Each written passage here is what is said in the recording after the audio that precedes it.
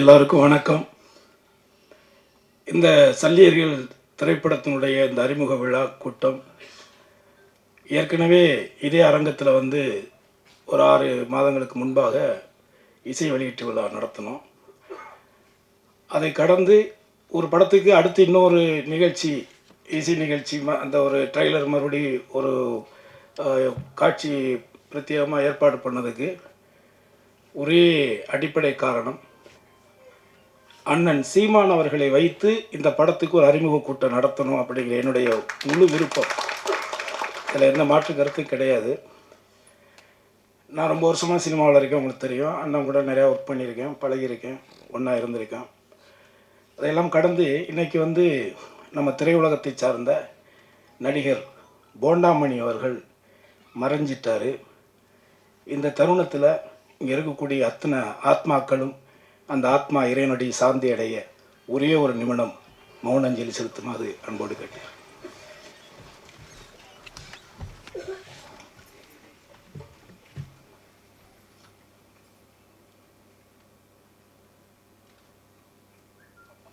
நன்றி.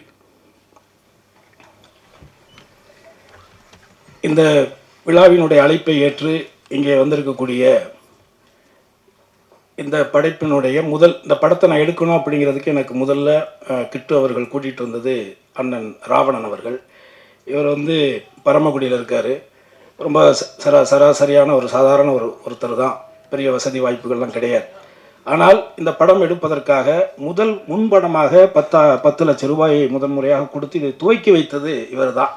ஸோ இப்படி ஒரு சாதாரண ஒரு கிராமத்தில் இருக்கிற ஒருத்தருக்கு இவ்வளோ உணர்வு இருக்கும் பொழுது, சினிமாவுக்குள்ள இருக்கிறோம், இந்த மொழியை வச்சு தான், இந்த இனத்தை வச்சு தான் நம்மளாம் இன்றைக்கி வாழ்ந்துக்கிட்டே இருக்கோம். அப்போ நம்ம ஏதாவது செய்யக்கூடாதுங்கிற அந்த ஒரு வெறி எனக்கு வந்தது அண்ணனை பார்த்து தான். அதற்கு அடுத்ததாக இவருடைய நண்பர்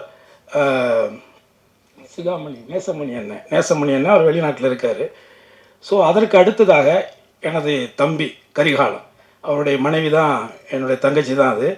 ஸோ அவன் தான் நீங்கள் பண்ணுங்கள், நீங்கள் நமக்குன்னு இந்த மாதிரியான படைப்புகளை, தமிழருடைய மறைக்கப்பட்ட வரலாறுகளை வரக்கூடிய கால சந்ததிகளுக்கு எடுத்து சொல்லக்கூடிய ஒரு காரியத்தை நீங்கள் செய்யுங்க, அதுக்கு உங்களுக்கு நான் கூட இருக்கிறேன் அப்படிங்கிற ஒரு உத்வேகத்தை கொடுத்து இந்த நிமிடம் வரை எனக்கு உறுதுணையாக இருக்கக்கூடிய எனது தம்பி கரிகாலனுக்கு இந்த நேரத்தில் நான் நன்றியை தெரிவிச்சுக்கிறேன். அது போல் இங்கே வந்திருக்கக்கூடிய எனது தம்பிகள் தாமோதரன், கோவில், அதுக்கப்புறம் இயக்குனர் பொன்ராம் அவர்கள், அப்புறம் எனது நண்பர் இயக்குனர் கௌதம் அவர்கள் என்னுடைய அழைப்பின் பேரில் இங்கே கலந்துக்கிட்டதுக்கு என்னுடைய நன்றி.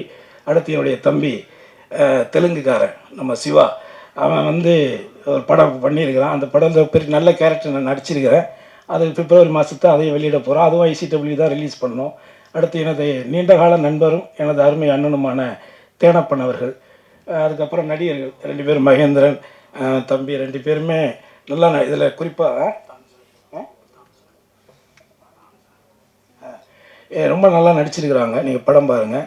அடுத்து என்னுடைய அழைப்பை ஏற்று முதலாக தன்னுடைய வாழ்த்துறையை வழங்கி சென்றக்கூடிய எனது அப்பா தானு அவர்களுக்கு இந்த நேரத்தில் என்னுடைய நன்றி.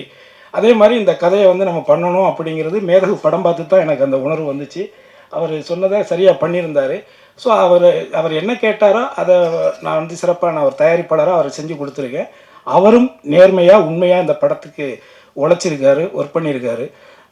அதில் இந்த படத்தில் நடிச்சிருக்கிற நடிகர்கள் எல்லாருமே அந்த கதாபாத்திர தேர்வெல்லாம் ரொம்ப அற்புதமாக பண்ணியிருக்காரு இயக்குனர். நீங்கள் நிச்சயமாக உங்களுக்கு ஒரு பிரத்யேகமான காட்சி நம்ம போட்டு காட்டுவோம். பிப்ரவரி மாதம் இந்த படத்தை நம்ம வெளிக்கொண்டு வர்றோம்.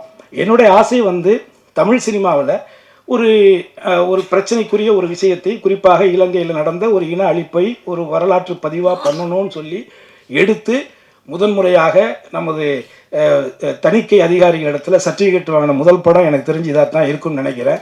அதை எடுத்ததுக்கு காரணம் என்னென்னா, இதை உண்மையே நான் ஒன்று சொல்லணும். என்னுடைய மகன் தான் இந்த படத்துக்கு மியூசிக் பண்ணான்.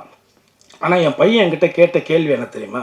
இவ்வளோ ட்ரையாக, இவ்வளோ சீரியஸாக, இவ்வளோ ஒரு மாதிரியான ஒரு படத்தை எதுக்கு டேடி நீங்கள் கஷ்டப்படுற நேரத்தில் காசு செலவு பண்ணி எடுக்கிறீங்க அப்படின்னு என்கிட்ட கேட்டான். ஏன்னா இவங்க லவ் பண்ணும்பொழுது கூட எனக்கு மண், மொழி, இனம் அப்படியெல்லாம் பேசுகிறாங்க. இதெல்லாம் யார் டேடி இப்போ இந்த காலத்தில் ஏற்றுக்குவாங்க? இல்லைடா, இது நடந்த காலகட்டங்கள். அப்பா காதலிச்சாங்க, நிறைய பேர் போராளிகள் காதலித்து திருமணம் பண்ணியிருக்காங்க. நானே நிறைய பேரை பார்த்துருக்கிறேன். ஆனால் அந்த காதலில் கூட அவங்கள்ட்ட ஒரு ஒழுக்கமும் ஒரு அறமும் இருந்ததுடா, அது உங்களுக்கு புரியலை. உனக்கே 21 வயசு பையன் உனக்கே தெரியலைன்னா நான் என்னடா பண்ணுறேன் பொழுது அடுத்த தலைமுறைக்கு சுத்தமாக அது தெரியாமல் போயிருமேங்கிறக்காக தான் எடுத்தேன். ஆனால் அப்போ என் பையன்கிட்ட ஒரே ஒரு வார்த்தை சொன்னேன், தம்பி அப்பா வந்து நிறையா காசு பணம்லாம் உனக்கு சேர்த்து வைக்கலன்னா அதுவும் ஃபீல் பண்ணாத, ஃப்யூச்சரில் நீ நடிகராக எப்படியாவது ஒரு இடத்துல ஒரு ஆள் ஆயிடுவேன். அப்படி ஆனாலும் கூட வரக்கூடிய காலங்களில் நடிகர் கருணாஸோட பையன் எம்எல்ஏ கருணாசு பையன்லாம் சொல்கிறத விட இந்த சல்லியர்னு ஒரு படம் எடுத்தானே அவனோட புள்ளன்னு உனக்கு ஒரு அடையாளத்தை என்னால் உருவாக்கி கொடுக்கணும், இதாண்டா உனக்கு நான் கொடுக்குற சொத்து அப்படின்னு தான் நான் அவன்கிட்ட சொன்னேன். உண்மையிலே அந்த உணர்வில் தான் இதை நம்ம செஞ்சுருக்கிறோம். எல்லாருமே நமக்கு என்னன்னு போயிட்டோம்னா வேறு யார் தான் செய்கிறது அப்படிங்கிறது. அதாவது இது நம்ம நாடு, அது நம்ம ஊர், தமிழ்நாடு நம்ம ஊர். இந்த ஊரில் எல்லாரும் வாழலாம், அந்த ஆள்பவன் தமிழனாக இருக்க வேண்டும். அதற்கான சீமானவர்களை உரையாற்ற வருக வருக என்று நான் வரவேற்கிறேன்.